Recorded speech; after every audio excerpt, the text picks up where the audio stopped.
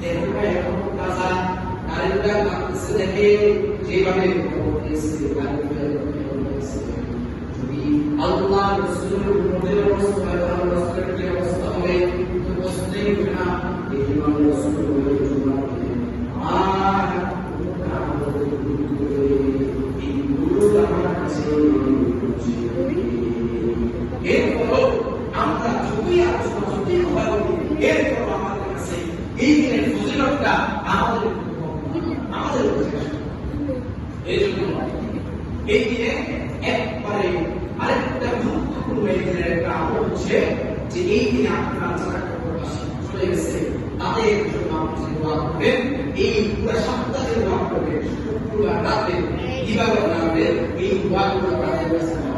বিশ্ববিখ্যাত ফকিহ আল্লামা আবুল ইসলাম কামরুল রাহমাতুল্লাহ আলাইহি তার বিশ্ববিখ্যাত কিতাব তাকবীরুল্লাহ ফিল একটা মাসিকের একটা সূরা করেছে তাকবীরুল্লাহ ফিল কিতাবের ভিতরে আল্লামা ফকিহ ইসলাম কামরুল রাহমাতুল্লাহ আলাইহি একটা ঘটনা আসছে তিনি বলেন তার পিতা ছিলেন প্রখ্যাত একজন তাবী তার পিতা থেকে তিনি ঘটনা করেছেন আর পিতা থেকে তিনি এই ঘটনা বর্ণনা করেছেন এক বুজুর্গ ছিল আল্লামা সালেহ নুরুদ্দিন রাহমাতুল্লাহ আলাইহি তিনি জুমার দিন তখন তো জুমার মসজিদ পুরো একটা এরিয়া বিশাল এরিয়াতে একটা মসজিদ ছিল এখন তো ঘরে ঘরে বাড়ি জুমার মসজিদ ওই জুমার মসজিদে ফজরের নামাজ পড়ার জন্য সালেহ নুরুদ্দিন রাহমাতুল্লাহ আলাইহি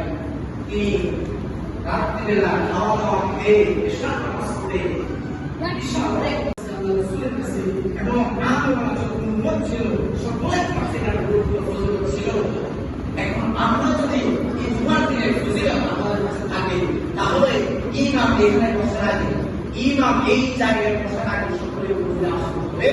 এই জায়গায় বসা করে যে আসবে সেই জুমার কোনো নেকি এবং কোনো সওয়াব পাবে না স্পষ্ট রাসূলের হাদিস আপনি মানেন না